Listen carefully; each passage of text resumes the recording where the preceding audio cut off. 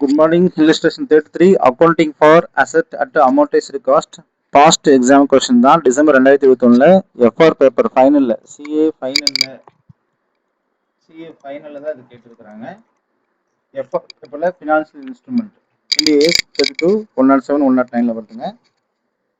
இந்த கணக்கு ரொம்ப ஈஸியான சம்மு. A Limited has made security deposit whose details are described below. Assume the market rate of interest similar to be 12% per annum. அதாவது date of security deposit, date of deposit, additional information loan period வந்து 5 years, discount 12%, security deposit 10 lakh, present value அவன் வந்து சம்லே கொடுத்துட்டாங்க. Determine how above financial asset should be measured at briefly explain the measurement determine such make necessary journal entries for accounting of the security deposit in first and last years மட்டும் தான் கேட்குறாங்க. சரி, இது ரொம்ப ஈஸியான சம், 5 marks சம்ஸ் தான். First என்னன்றதை first புரிஞ்சுக்கணும். நான் டைரெக்டாக உங்களுக்கு சொல்யூஷனுக்குள்ளே போயிடுறேன். ஃபஸ்ட்டு A Limited வந்து செக்யூரிட்டி டெபாசிட் மேடுனா அவங்க வந்து செக்யூரிட்டி டெபாசிட் செலுத்தி இருக்கிறாங்க. இது வந்து interest rate for deposit of similar period to be 12%. என்னங்க, சிமிலர் பீரியட் இஸ் 12%. அப்போ கேள்வி என்ன அப்படின்னா, இதே மாதிரி சிமிலர் இன்ட்ரெஸ்ட்டுக்கு 12%, ஆனால் இவங்க வந்து என்ன செஞ்சுக்கிறாங்கன்னா ஃப்ரீ டெபாசிட் தான் கொடுத்துக்கிறாங்க. புரியுதுங்களா? இவங்க வந்து என்ன செய்யறாங்க, ஃப்ரீ டெபாசிட் தான். ஏன் அப்படின்னா இதே மாதிரி சிமிலர் ரேட் ஆஃப் இன்ட்ரெஸ்ட் வந்து 12%, சிமிலர்னாவே 12% சொல்லிட்டாங்க. அப்போ இது வந்து ஃப்ரீ தானே இருக்கணும். எஸ். அப்போ இவங்க ஏதாச்சும் சொல்லிக்கிறாங்களா பர்சன்டேஜ் அப்படின்னு பார்த்தீங்கன்னா, interest rate assume market rate of interest deposit for similar period to be 12% per annum சொல்றாங்க. சரி, இப்போ 10 லட்ச ரூபாய் அவங்க டெபாசிட் இப்போ பண்ணிட்டாங்க. அதோட ப்ரெசன்ட் வேல்யூ நம்ம கண்டுபிடிக்கணும். அவன் ப்ரெசன்ட் வேல்யூல கொடுத்துட்டான். அப்போ 10 லட்ச ரூபாய் இன்டூ 0.567427. அப்போ என்னாச்சு, 5,67,427 அப்படின்றது இது ப்ரெசன்ட் வேல்யூ. அப்போ நமக்கு எல்லாத்துக்கும் தெரியும் சிஎஃப்டிஎல் தான் நமக்கு தெரியும். சிஎஃப்டிஎல் அப்படின்னா என்னங்க, கேஷ் ஃப்ளோ எவ்வளவு 10 lakh, ஃபேர் வேல்யூ அப்படின்றது நம்ம கண்டுபிடிக்க போகிறோம். அப்போ 10 லட்சம்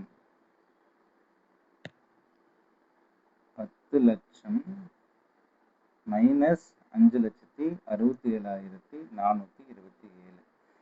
so what is difference?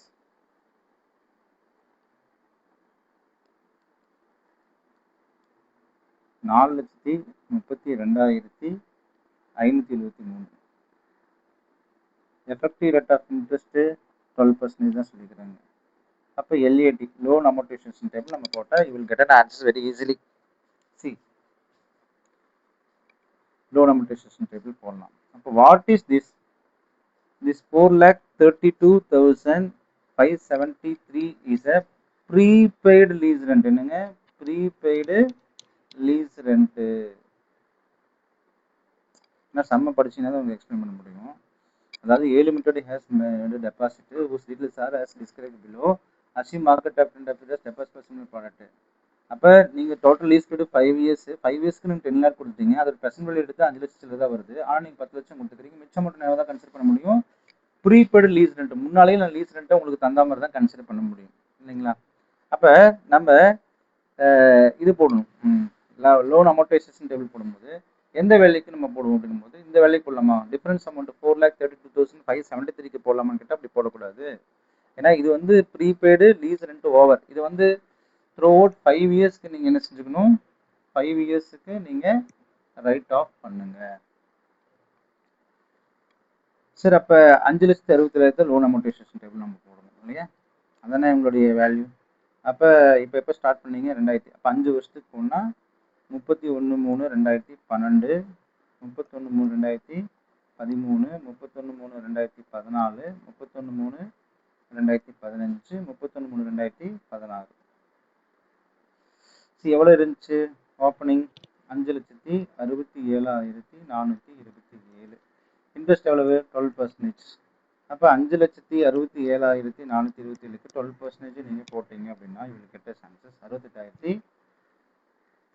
What is closing balance கூட்டிக்கணும் இல்லையா? 68 ப்ளஸ் 5,67,427 இது கூட்டிங்கன்னா 6,35,518.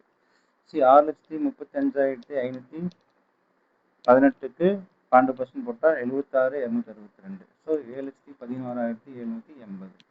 இதுக்கு 12% போட்டுருங்க இல்லையா? 7,11,780க்கு 12% போட்டிங்கன்னா 85,414. அப்போ 7,97,194.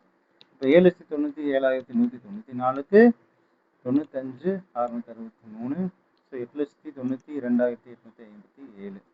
அப்போ 8,92,857க்கு போட்டிங்கன்னா கடைசி வேணும் செக் பண்ணி பார்த்துங்க. 7,97,194க்கு 12% போட்டால் 95,63 ப்ளஸ் 79, 71, 94. 8,92,857. ஸோ இதுக்கு 12% போட்டால் 107, 142. இப்போ 107, 142 இது போட்டால் உங்களுக்கு என்ன ஆயிரும்? 10 lakh. ஏன்னா அந்த வருஷத்தில் நீங்கள் என்ன செஞ்சுருவீங்க? 10 lakh திரும்பி வாங்கிடுவீங்க. ஸோ 0 ஆயிடும். அப்போ நம்ம இனிஷியல் ரெக்கக்னேஷன் ஜேர்னல் என்ட்ரிஸ் அந்த கணக்கில் கேட்டுக்கிறோம் இல்லைங்களா? அப்போ ஜேர்னல் என்ட்ரிஸ் எப்படி போடணும் அப்படிங்கிறது அதில் முக்கியமான விஷயம். ஃபஸ்ட்டு எடுத்தோடனே நான் செக்யூரிட்டி டெபாசிட் பண்ணிக்கிறேன். அது ஃபினான்ஷியல் அசெட் தான் எனக்கு. ஏன்னா செக்யூரிட்டி டெபாசிட் இல்லையா?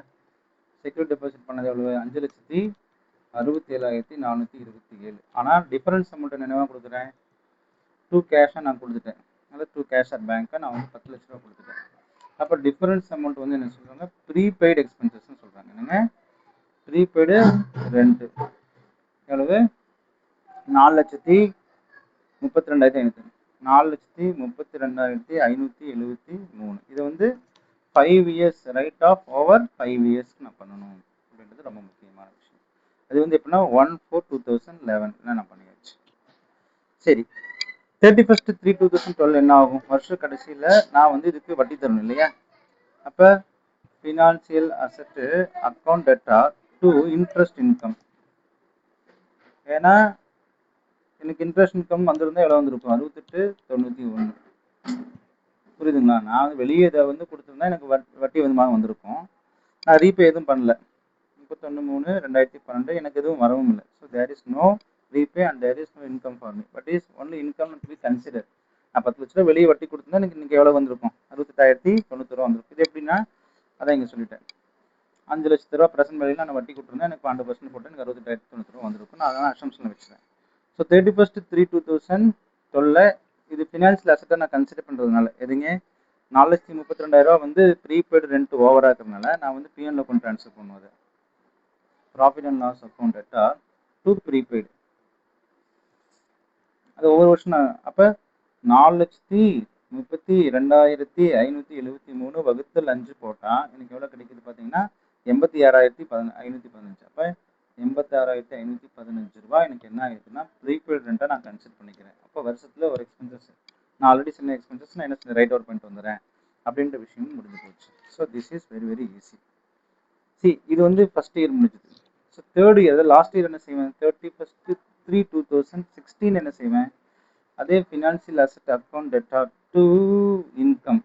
அப்போ இன்கம் எவ்வளவு? Interest income. அது இன்ட்ரெஸ்ட் இன்கம் அது நான் அதுதான் 2016 போட்டு காமிச்சேன். உங்களுக்கு எவ்வளவு? 1,07,142. அப்போ 1,07,142 1,07,142 வந்துருச்சு. ஸோ 31/3/2016 நான் கேஷ் வாங்கிடுறேன். எவ்வளோ வாங்குறேன்? கேஷ் ஆர் பேங்க் எவ்வளோன்னு சொல்கிறவங்களுக்கு 10 lakh நான் வாங்கிடுறேன். ஏன்னா அவங்க திருப்பி தந்துடுறான்னு சொல்கிறாங்க இல்லையா? டூ யார்? ஃபினான்ஷியல் அசெட்ஸ் இல்லைங்க 10 lakh. அப்போ இந்த 86 31/3/2016 31/3/2016 இன்னைக்கு இப்போ இந்த ப்ரீபெய்டு எக்ஸ்பென்சஸ் நான் போட்டு வரேன் இல்லைங்களா? ப்ரீபெய்டு எக்ஸ்பென்சஸ் அது நம்ம வந்து போட்டு தானே ஆகணும். அப்போ இந்த ப்ரீபெய்டு எக்ஸ்பென்சஸ் என்ன செய்யலாம்? டெப்ரிசியேஷன் சில பேர் சொல்கிறாங்க. என்னங்க டெப்ரிசியேஷன் நம்ம சொல்லலாம் தப்பு இல்லை. அப்போ வந்து நம்ம வந்து பிஎன்எல் அக்கௌண்ட் தான் போகிறோம். அது என்ன எக்ஸ்பென்சஸ்ன்றது நீங்கள் பார்த்துக்கலாம். இது வந்து ப்ரீபெய்டு லீஸ் ரெண்ட்டுன்னு நான் சொல்கிறேன். ஸோ 86,515. இதுதான் நான் போட்டது. பட் புக் ஆன்சர் என்ன இருக்குன்னு இங்கே சொல்லியிருக்கிறேன் பாருங்க. What is book answer? Book answers வந்து பார்த்தீங்கன்னா சுச்சுவேஷன் என்னன்னு தான் நம்ம பார்க்க போகிறோம்.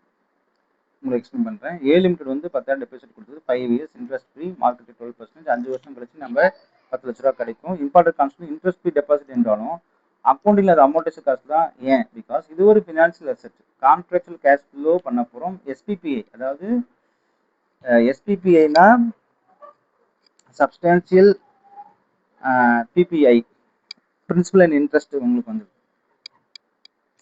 புரியுதுங்களா? solely payment of principal and interest என்னங்க? solely payment of principal and interest மட்டும் வந்ததுனால இது வந்து அமௌண்டேஜ் காஸ்ட் நம்ம என்ன செய்யறோம் போகும். அப்போ ப்ரெசென்ட் வேல்யூ நம்ம எடுத்தாச்சு. மீனிங் வந்து ஆக்சுவல் எக்கானமி வந்து வேல்யூ வந்து 5,67,000 தான். அதுக்கு நம்மளோட டிஃபரன்ஸ் அமௌண்ட் வருது. இது ப்ரீபெய்ட் லீஸ் ரெண்டாக ட்ரீட்மெண்ட் பண்ணலாம், அதாவது right of use of assets. அப்போ இந்த லீஸ் ரெண்ட் நம்ம வந்து 4,32,000 போட்டேன், பேங்க் அக்கௌண்ட் போட்டேன். இயரில் வந்து எனக்கு இன்ட்ரெஸ்ட் வருது, ஏன்னா வெளியே கொடுத்த இன்ட்ரெஸ்ட் நான் சொல்லியிருந்தேன், அதனால் இன்ட்ரெஸ்ட் இன்கம் போகிறேன். Depreciation, right of use of assets வந்து நான் டெப்ரிசியேஷனாக கன்சிடர் பண்ணலாம், அல்லது நீங்கள் இது என்னவா சொல்லலாம், அல்லது பிஎன்எல் அக்கௌண்ட்லாம் கூட ப்ரீபெய்ட் ரெண்டாக கூட நீங்கள் சொல்லலாம். இப்போ பிஎன்எல் அக்கௌண்ட் டெப்ரிசியேஷனாக நான் கொண்டு போகிறேன் பிஎன்எல் அக்கௌண்ட். ஸோ 5th இயரில் வந்து செக்யூரிட்டி டெபாசிட் குரோ ஆகி 10 lakh ஆகும், ஃபுல் அமௌண்டேஜ் ஆகும். அப்போ தென் டெபாசிட் ரிலீஸ் பண்ணும்போது எனக்கு எவ்வளோ வந்தது கேஷ். இப்போ interest free deposit, discounting compulsory, difference. Okay, thank you. Thanks.